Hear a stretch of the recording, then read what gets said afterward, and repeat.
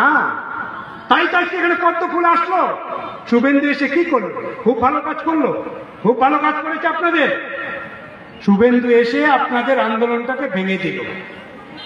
ঐতিহাসিক আন্দোলন, যে আন্দোলন বাঁচার শপথ নিচ্ছিল, যে আন্দোলনের মধ্য দিয়ে গ্রামের গরিব কৃষক, ক্ষেতমজুর, ছাত্র, যুবক সকলের একটা স্বপ্ন তৈরি হচ্ছিল, সেই স্বপ্নে জল ঢেলে দিল শুভেন্দু এসে। এখানে এসে ঘর ভাড়া করবে, বললেন এখানে থাকবে, এখানে গরিবদের জন্য লড়বে, আদিবাসীদের জন্য লড়বে, কৃষকদের জন্য লড়বে, মা বোনেদের জন্য লড়বে। লড়বে বিজেপি, লড়বে বিজেপি, লড়তে পারে। বিজেপি মিথ্যে কথা বলে এখানে চলে যাচ্ছে। সন্দেশখালীর মানুষ এত বোকা, বুঝছে না বিজেপি কি করতে চাইছে, শুভেন্দু কি করতে চাইছে। শুভেন্দুকে কয়েকজন মা বোনেরা এসে ফুল দিচ্ছে বলে একেবারে আল্লাতে আটখানা হয়ে যাচ্ছে, মনে করছে সন্দেশখালীর মানুষ সব তাদের দিকে চলে যাচ্ছে। না, কখনোই না। কারণ সন্দেশখালীর মানুষ খুব ভালো করে জানে, শুভেন্দু তো এখানে দাঁড়িয়ে বলল হিন্দু এলাকায় কাজ হবে না, হিন্দু এলাকায় কাজ হবে, মুসলিম এলাকায় কাজ হবে না, মাইনরিটি এলাকায় উন্নয়ন হবে না।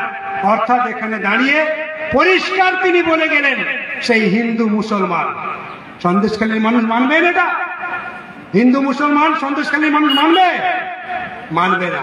কারণ সন্দেশখালীর মানুষ আদিবাসী, তফসিলি, জাতি, উপজাতি, হিন্দু, মুসলমান সকলে কাঁধে কাঁধ দিয়ে এই এলাকার উন্নয়ন করেছেন। সন্দেশখালীর মাটিকে টকবক করে আপনারা উজ্জীবিত করেছেন। সন্দেশখালীর সংস্কৃতি, সন্দেশখালীর ভাষা একটা ঐতিহ্য বহন করে, সেইটাকে ভাঙতে চাইছে। মুসলমানকে বাদ দিয়ে হিন্দুরা বাঁচবে, হিন্দুদেরকে বাদ দিয়ে মুসলমানরা বাঁচবে? এই রাজনীতি? ক্ষমতা থাকলে বলো, তুমি তো দিল্লিতে বসে আছো, 100 দিনের কাজ সন্দেশখালীর লোকেরা কেন পাচ্ছে না? জবাব তো তোমাকেও দিতে হবে। আইন তো আছে, 3 মাসের বেশি কাজ আটকানো যায় না 100 দিনের আইনে। নরেন্দ্র মোদী বুকের পাটা থাকলে তুমি টাকা পাঠাও, আর বুকের পাটা থাকলে এইখানে দাঁড়িয়ে যারা টাকা লুট করেছে, চুরি করেছে তৃণমূলের লোকজনেরা, তাদের শাস্তি দাও। দেওয়ার ক্ষমতা আছে? নেই। তার মানে বুঝতে হবে আপনাদেরকে, তৃণমূল আর বিজেপি যাই বলুক না কেন, পয়সার এপিট আর ওপিট, কেউ কাউকে ছেড়ে থাকতে পারবে না, কেউ কাউকে ছেড়ে বাঁচতে পারবে না। সেই জন্য তৃণমূল যখন বিজেপি বিপদে পড়ে তখন বিজেপি এসে তার পাশে দাঁড়ায়, আর বিজেপি যখন বিপদে পড়ে তখন বিজেপির পাশে তৃণমূল গিয়ে পাশে দাঁড়ায়। এটাই হচ্ছে তাদের রাজনীতি। এই রাজনীতিটা আমাদের সন্দেশখালীর মানুষকে ভালো করে বুঝতে হবে। এই রাজনীতি যদি আমরা না বুঝি তাহলে ওরা এভাবেই আমাদেরকে ব্যবহার করবে, সন্দেশখালীর মানুষকে এভাবেই ব্যবহার করবে, সুবিধে মতন তারা তাদের মতন কাজে লাগাবে। আমাদের মা বোনের ইজ্জত নেই, সম্মান নেই। অনেকেই এখন ফোন করে বলে যে এমন ঘটনা ঘটলো এখানে, এমন এমন প্রচার করলো বিজেপি, আমার মেয়েকে বিয়ে দিতেই পারছি না। আরে লোকে তো সবাই বলে সন্দেশখালী, আবার সেই নারী নির্যাতন করে, সেইখানে তোমার বাড়ি, তোমার মেয়ে বিয়ে হবে না। কত আতঙ্কের মধ্যে মানুষ আছে, ভাবা যায় না। অর্থাৎ রাজনীতি করতে গিয়ে ওরা এমন পরিবেশ দিল আমাদের সন্দেশখালীতে, যে পরিবেশে আমরা সবচেয়ে বেশি ক্ষতিগ্রস্ত হচ্ছি। সেই জন্য সতর্ক থাকতে হবে, সাবধান থাকতে হবে। কোথায় কাজ করবে মানুষ, কার উপরে ভরসা করবে? পুলিশের উপরে? পুলিশের উপরে আর বিশ্বাস আছে? পুলিশের উপরে বিশ্বাস নেই, ভরসা নেই। কেন? পুলিশকে কাজ করতে দেয়া হয় না, পুলিশের সে অধিকার নেই। আমি যা বলবো তোমাকে তাই করতে হবে। আর যেহেতু স্বরাষ্ট্র দপ্তরের মন্ত্রী, মুখ্যমন্ত্রী, তার উপরে কথা বলার মতন সাহস কারণে পারে না। পুলিশ যাকে মনে করে ওকে ধরতে হবে, চুরি করেছে, মমতা ব্যানার্জি এসে ধমকায় যে তুমি ওকে ধরেছো কেন, থানা থেকে ছাড়িয়ে নিয়ে চলে যায়। কি কাজ করবে পুলিশ? আর পুলিশের সঙ্গে যারা ঘোরে তাদের পকেটে পিস্তল থাকে। মানুষও দেখে যে পুলিশ কার সঙ্গে ঘুরছে, যে পুলিশের বন্ধু, কারা পুলিশকে নিজের মতন করে ব্যবহার করছে। যখন মানুষ দূর থেকে দেখে যে পুলিশের সঙ্গে বসে যারা চা খাচ্ছে তাদের পকেটে পিস্তল আছে, পুলিশ তাদেরকে কিছু বলে না, এরাই পাড়ায় গিয়ে তড়কায়, এরাই পাড়ায় গিয়ে কড়কায়, এরাই ভয় দেখায়, এরাই জমি লুট করছে, এরাই আমার ফিশারি লুট করছে, তখন মানুষ ভাবে যে আমি থানায় গেলে আর কিছু হবে না, কারণ ওরা ওদের লোক, ওরা ওদের লোক। কেন এই পরিবেশ তৈরি হবে? মানুষ, সন্দেশখালীর মানুষের বিশ্বাস ছিল, ভরসা ছিল সন্দেশখালীর পুলিশ প্রশাসনের উপর। গরিবরা আসতো, নেংটি পড়া লোক থানায় যেত, বড়বাবু আগে তাদের অভিযোগটা নিত। এই তো ছিল সন্দেশখালী। খেটে খাওয়া গরিব, ক্ষেত মজুর, থানায় যাচ্ছে, তাদের অভিযোগ আগে নিতে হবে, এটাই ছিল পুলিশের কাজ। আর আজকে সব উল্টে গেল, পাল্টে গেল, সব উলট পালট হয়ে গেল। সমাজটাকে আমরা এভাবে উলট পালট হতে দিতে পারি না। সেই জন্য সমাজটাকে রক্ষা করার দায়িত্ব হচ্ছে আমাদের। লাল ঝান্ডা, অনেক রকম অত্যাচার আসবে, আক্রমণ আসবে, জাতপাতের রাজনীতি হবে, বিভাজনের রাজনীতি হবে।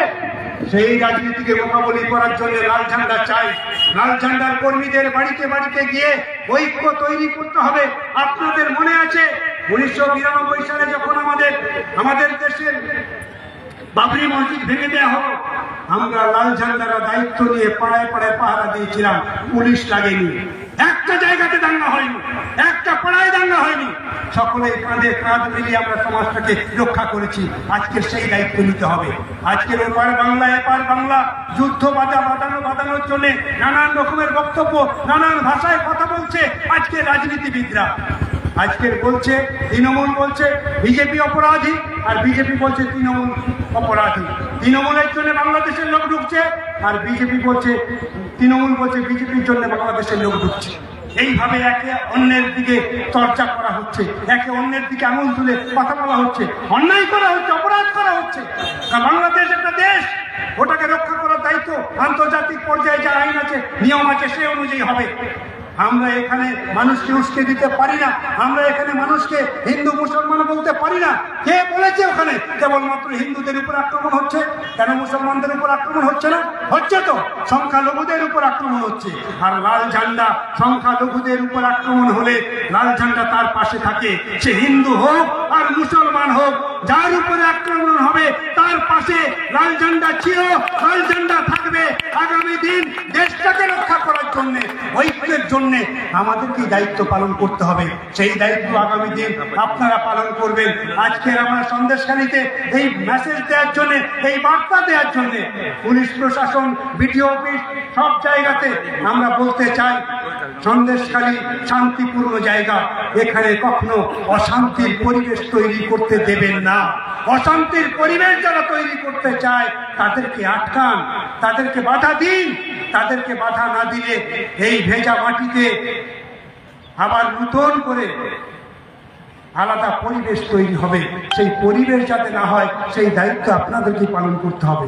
আমরা সেজন্যই আজকে বিশেষ পরিস্থিতিতে যখন দেখছি ওরা পাল্টি যে যার মতন সভা করে যাচ্ছে, তৃণমূল বিজেপির দিকে তীর ছুটছে, বিজেপি তৃণমূলের দিকে তীর ছুটছে, আর সন্দেশখালীর মানুষকে বিভাজন করার চেষ্টা করছে।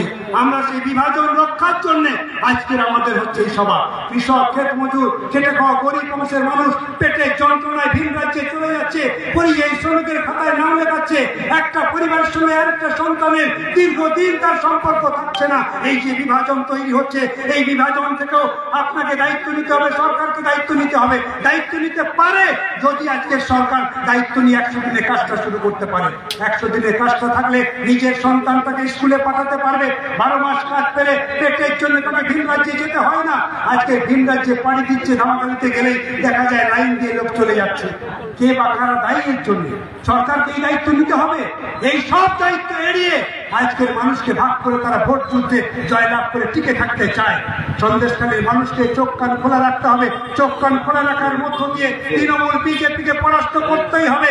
তৃণমূল বিজেপি কখনো কৃষকের বন্ধু হতে পারে না। তৃণমূল বিজেপি কখনো আদিবাসীর বন্ধু হতে পারে না। তৃণমূল বিজেপি কখনো ছাত্র যুবর বন্ধু হতে পারে না। তৃণমূল বিজেপি কখনো মা বোনদের বন্ধু হতে পারে না। সেই তৃণমূল বিজেপিকে পরাস্ত করতে লাল ঝান্ডা চাই।